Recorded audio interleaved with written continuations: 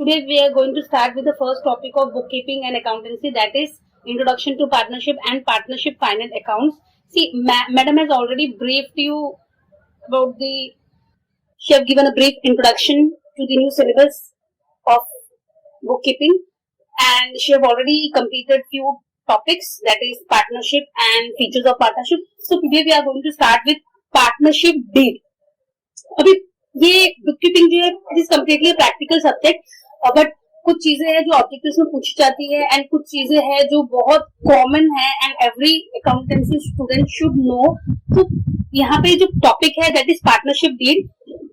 The document containing the partnership agreement among partner is called partnership deed. It contains the term and condition which are agreed upon by the all partner. See, the document containing the partnership agreement. जो document में partnership agreement है, partnership agreement means on what basis the partnership has been form, किस basis पे partnership form हुआ है. जो the document containing the agreement is known as partnership deed. अभी ये पार्टनरशिप डीड में क्या क्या चीजें होती है. It contain the term and condition which are agreed upon by all partner. Terms and conditions है इसमें, जिसपे सारे पार्टनर्स जिसपे एग्री किए हुए हैं वो टर्म्स एंड कंडीशन यहाँ पे मेंशन होता है. सी, ये partnership basically it is form so that in future there should not be any kind of conflict. Future conflict नहीं होने के लिए partnership deed is suggested. See, जैसे आपको पता है an agreement may be written or oral, but when it is written it is called a deed. जो agreement होता है वो पार्टनरशिप के लिए जो एग्रीमेंट होता है it can be written, it may be written or oral, but when it is written it is called deed. जब वो रिटर्न में होता है तो उसे पार्टनरशिप डीड बोला जाता है. The Partnership Act does not make it compulsory to have a written agreement. However, in case of dispute among the partner, it is always in the best course to have a written agreement duly signed by all the respective partner and registered under the Act. See, the Partnership Act does not make it compulsory to have a written agreement. Partnership Act के हिसाब से written agreement compulsory नहीं है, but जैसे मैंने पहले आपको बताया, but in case of dispute, अगर पार्टनर्स में कोई डिस्प्यूट हो गया है, डिस्प्यूट इन सेंस अगर कुछ मिसअंडरस्टैंडिंग हो गई है, तो वो केस में ऐसे सिचुएशन में partnership deed is required. It is always in the best course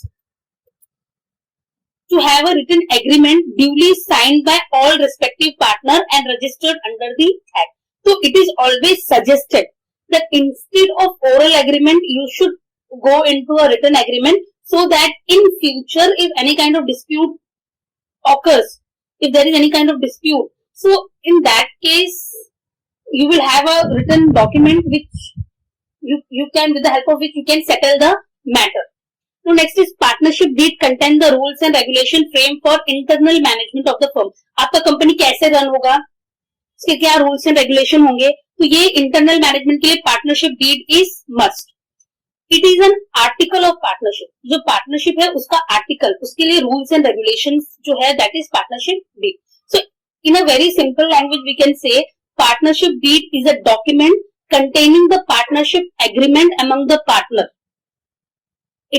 It can be called as articles of partner which contain the rules and regulation of the firm, जिसमें company के लिए rules and regulation framed है.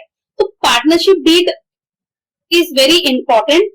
सी, partnership act जो है it does not make it compulsory. Partnership act के हिसाब से partnership deed maintain करना is not compulsory. Written agreement compulsory नहीं है, बट उसके हिसाब से ओरल एग्रीमेंट भी चलेगा. बट अगर रिटर्न एग्रीमेंट होगा तो जो अगर फ्यूचर में कुछ प्रॉब्लम होता है, फ्यूचर में अगर कोई प्रॉब्लम होता है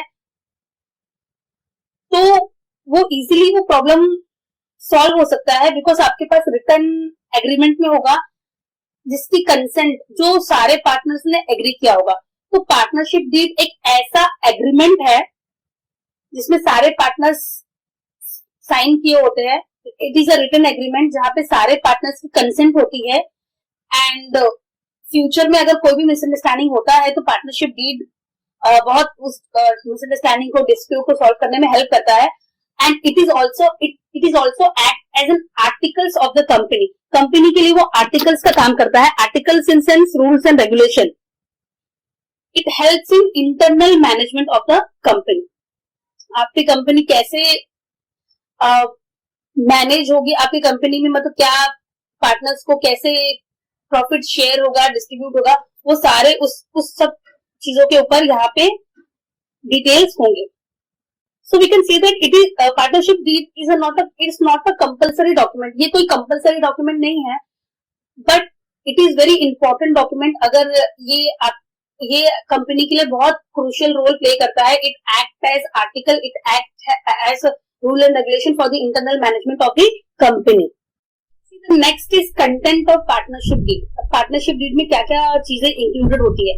First one is name and address of the firm and its main business. आपकी कंपनी का नाम, एड्रेस और वो क्या बिजनेस में डील करता है, ये कंटेंट ऑफ पार्टनरशिप में होगा.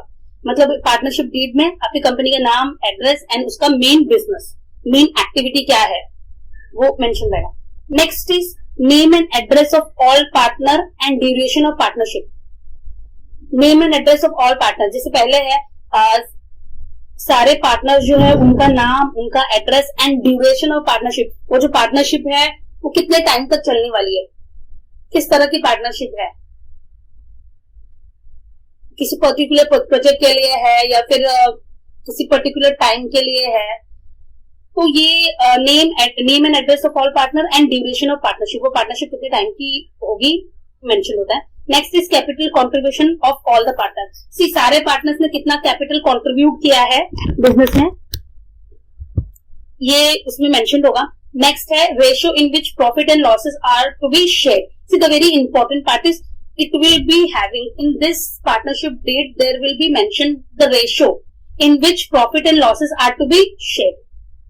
फ्यूचर में कोई डिस्प्यूट ना हो तो यहाँ पे क्लियरली मेंशन होगा कि पार्टनर्स को प्रॉफिट एंड लॉस कैसे शेयर होगा. Next is right, duties and liabilities of partner. Partner की जो राइट्स है, ड्यूटीज है एंड उनकी लायबिलिटी क्या होगी, ये इसमें मेंशन होगा. Next is provision related to admission, retirement, death of a partner. Provision related to मतलब rules and regulation related to admission, on what basis you are going to admit a new partner. Retirement, partner का retirement कैसे होगा, in case of death of any partner क्या होगा. तो ये उससे related सारे इंफॉर्मेशन इसमें मेंशन रहती है. Next is rate of interest on capital, loan, drawing etcetera.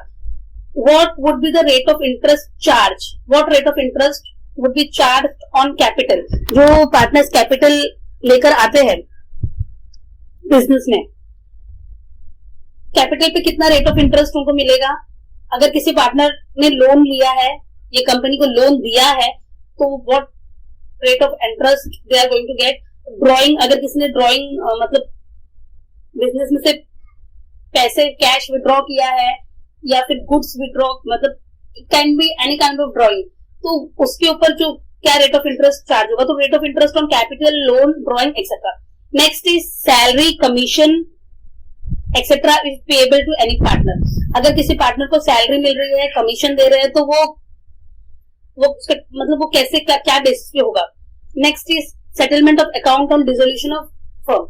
When your company will get dissolved, when your company will get wind up, in that case how the things are going to, how the accounts are going to settle. तो उसके लिए भी, उससे related भी details इसमें mention होगी. Next is method of settlement of dispute among the partner. क्या method से जो डिस्प्यूट है वो सेटल होगा, ये मेंशन होगा यहाँ पे. Next is any other matter relating to the conduct of business. अगर बिजनेस से रिलेटेड और भी कोई इंपॉर्टेंट चीजें हैं तो वो भी इसमें मेंशन रहेगा. तो बेसिकली तो पार्टनरशिप डीड ने सारी चीजें कवर की है. Name and address of firm and it's main business, आपकी कंपनी का नाम, एड्रेस, उसका main business, name and address of all partner and duration of partnership. सारे पार्टनर्स का नाम और ड्यूरेशन, वो जो आपका पार्टनरशिप है वो कितने दिन तक रहेगा. Next is capital contribution of all the partner. सारे पार्टनर्स का कैपिटल कॉन्ट्रीब्यूशन जो वो बिजनेस में लेकर आते हैं वो कितना है. Then the ratio in which profit and loss are to be shared. Then next is right and duty and liability of partner. Partners की rights, duties and उनकी liabilities कैसी होगी. Next is provision related to admission, retirement, death of a partner.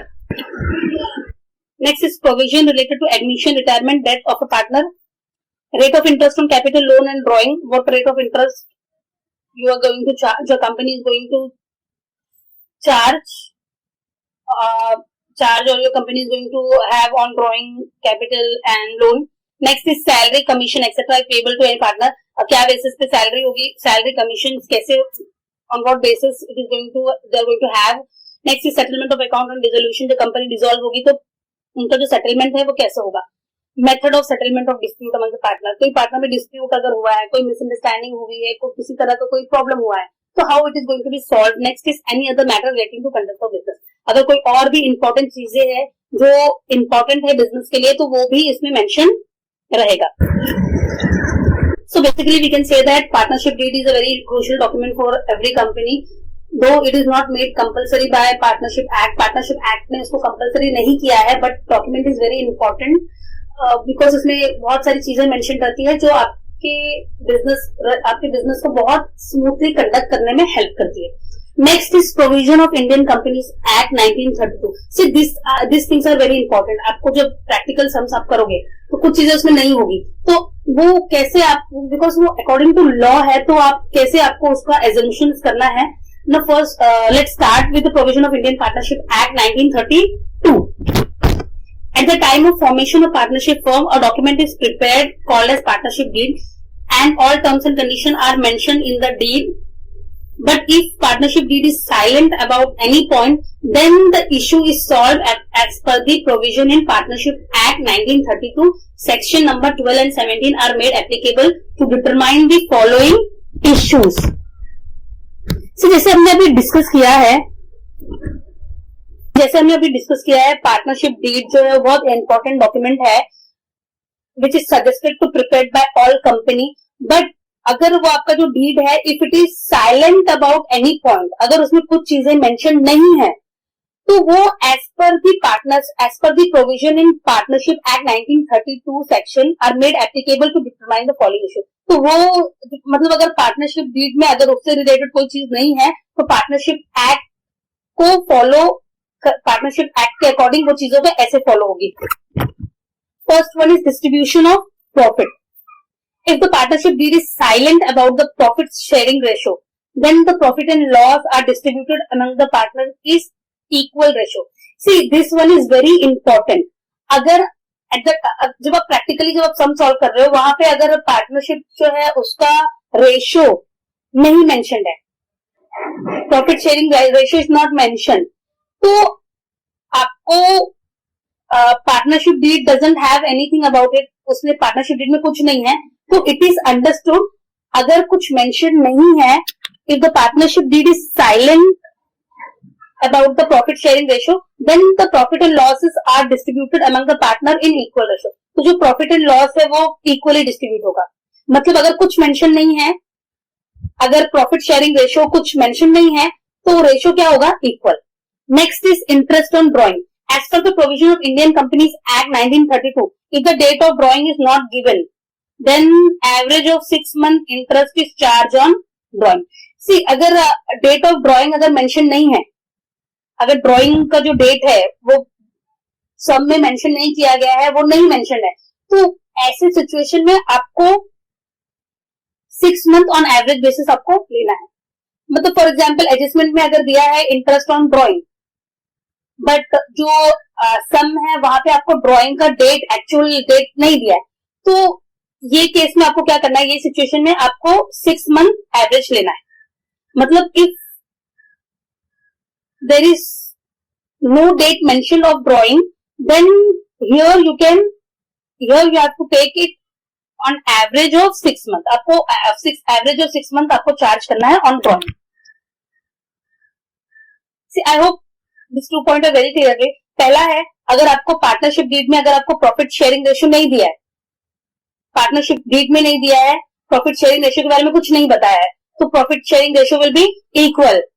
See, next is if the date of drawing is not given, then average of 6 month interest is charged on drawing. अगर date, drawing का जो date है, drawing मतलब आपने cash withdraw किया है business से, उसका डेट मेंशन नहीं है, तो ये केस में जो इंटरेस्ट आप चार्ज करोगे, जो इंटरेस्ट आप पे चार्ज होगा, वो एवरेज बेसिस पे होगा. Next is third point is interest on partners loan. If the partner provide additional amount to the business as loan, but rate of interest on loan is not given, then 6% per annum interest is allowed. अगर partner ने additional capital business में लेकर आया है, additional capital उसने business में लगाया है एज अ लोन, तो यहाँ भी अगर डेट मेंशन नहीं है and rate of interest on loan is not given, अगर यहाँ पे रेट ऑफ इंटरेस्ट अगर मेंशन नहीं है तो 6% interest is allowed.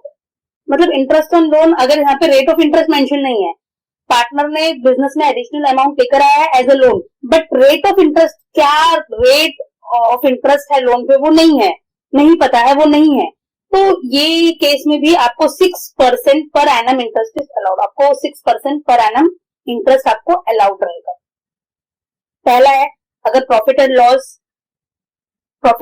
Loss sharing ratio, जो प्रॉफिट शेयरिंग रेशियो है मेंशन नहीं है, तो profit and loss equal distribute होगा। सेकेंड है, डेट ऑफ ड्रॉइंग अगर मेंशन नहीं है तो आप एवरेज 6 मंथ, मतलब ड्रॉइंग किया है, पैसा निकाला गया है, बट क्या डेट पे निकाला है ये मेंशन नहीं है, तो ये केस में भी आपको यहाँ पे एवरेज लेना है, 6 मंथ की बेसिस पे आपको इंटरेस्ट चार्ज होगा। थर्ड है, interest on partners loan, partners ने additional capital, additional amount business में लेकर आया है, बट रेट ऑफ इंटरेस्ट उसमें मेंशन नहीं है, रेट ऑफ इंटरेस्ट मेंशन नहीं है, ये केस में भी 6% इंटरेस्ट इज अलाउड। नेक्स्ट है, interest on capital, if the partnership deed is silent about interest on capital then interest is not allowed. अभी फॉर एग्जाम्पल जो पार्टनर जो कैपिटल लेकर आया है, अगर पार्टनरशिप डीड में कैपिटल का कोई इंटरेस्ट मेंशन नहीं है, कैपिटल के ऊपर कुछ इंटरेस्ट मिलेगा अगर पार्टनर को, वो मेंशन नहीं है, partnership deed is completely silent about interest on capital, about the interest on capital, उसमें कुछ इंटरेस्ट ऑन कैपिटल के बारे में कुछ मेंशन नहीं है, तो ये केस में interest will not be allowed, interest बिल्कुल भी अलाउड नहीं होगा। Next is fifth point is salary और commission to partner. As per the provision made in Indian partnership act 1932, no salary, commission, allowance or remuneration is to be given to any partner for any extra work done for the firm. However, if any provision is made in partnership deed, then partners are entitled to get commission or salary as per the agreement. अभी यहाँ पे according to provision made in Indian Partnership Act 1932, Companies Act, as per provision made in Indian Partnership Act के हिसाब से कोई partner कोई extra काम कर रहा है, अगर कोई एक्स्ट्रा काम वो कर रहा है तो उसके लिए उसको कोई एक्स्ट्रा सैलरी, रेम्यूनरेशन, कमीशन वो मिलने के लिए एप्लीकेबल नहीं है। He is not entitled to receive any extra commission allowance for the extra work he is doing, but if any provision is made in partnership deed, अगर आप वो कोई प्रोविजन पार्टनरशिप डीड में बनाया गया है, then partners are entitled to get commission और salary as per the agreement. In this case अगर मतलब कंपनी पार्टनरशिप एक्ट के हिसाब से, as per the provision made in Indian partnership act के हिसाब से कंपनी को कोई भी एक्स्ट्रा सैलरी अलाउंस देने की जरूरत नहीं है। Company is not entitled to give, ये जो पार्टनरशिप कंपनी होगी, फर्म होगा, वो कोई भी तरह का एक्स्ट्रा सैलरी, कमीशन देने के लिए वो एंटाइटल नहीं है। बट अगर कोई प्रोविजन आपने पार्टनरशिप एक्ट डीड में डाला है, पार्टनरशिप डीड वो जो रिटन एग्रीमेंट है, अगर उसमें आपने मेंशन किया है कि पार्टनर्स को कमीशन मिलना चाहिए, सैलरी मिलना चाहिए फॉर देयर एक्स्ट्रा वर्क, तो वो केस में आपको मिल सकता है। But according to Indian partnership act 1932 कोई भी सैलरी, कमीशन, रेम्यूनरेशन देने की जरूरत नहीं है for extra work. Last is admission of new partner. As per the provision of Indian Companies Act 1932, no outsider can be admitted into firm as a partner without the consent of partner. See, Indian Partnership Act 32 के हिसाब से कोई भी outsider को आप company में बिल्कुल भी आपको वो उस कंपनी में वो अलाउड नहीं है। He is not allowed to be admitted in the firm without the consent of other partners. सारे पार्टनर जब कंसेंट करते हैं तो ही वो कंपनी में एज अ पार्टनर वो एडमिट हो सकता है, ज्वाइन हो सकता है। एज पर प्रोविजन एक्ट किसी भी आउटसाइडर को अलाउड नहीं है। No outsider can be admitted into the firm as partner without the consent of other. आपका जो प्रोविजन है ऑफ इंडियन पार्टनरशिप एक्ट 1932 उसके हिसाब से किसी भी आउटसाइडर बिना कोई कंसेंट के मतलब कंसेंट मतलब सारे पार्टनर्स एग्री होना चाहिए, तब जाके वो एज अ पार्टनर ज्वाइन हो सकता है, एज अ पार्टनर वो एडमिट हो सकता है. See next topic is method of capital accounts. Amount in cash or kind brought in by the partner to manage business activity is termed as capital. Partner maintain and operate some method of capital account. The two methods are capital account are discussed as below. जो partner जो cash लेकर आते हैं या cash की जगह पे वो कुछ और चीजें लेकर आते हैं, जैसे एसेट लेकर आते हैं, तो उसको भी मेंटेन करने के लिए उनको कैपिटल अकाउंट मेंटेन करना पड़ता है. और कैपिटल अकाउंट मेंटेन करने के लिए दो मेथड है, एक है फिक्स कैपिटल मेथड और एक second is fluctuating capital method. अगर आप फिक्स कैपिटल मेथड यूज कर रहे हो तो you have to maintain two account, capital account, current account. अगर आप जो आपका कैपिटल अकाउंट है उसको मेंटेन करने के लिए अगर आप फिक्स कैपिटल मेथड यूज कर रहे हो तो यहाँ पे आपको दो अकाउंट बनाना पड़ेगा, एक है कैपिटल अकाउंट और एक है current account. And next one is fluctuating capital method account, और यहाँ पे आपका सिर्फ एक ही अकाउंट होगा, capital account. So this we are going to we are going to discuss in detail in the next session, and I would like to end my session. Hope you all have understood these things, because these things are very important. It is applicable, and as a student, as a commerce student, you should know about this. And in the next session we are going to start with method of capital account. With this I would like to end my session. Thank you so very much. Today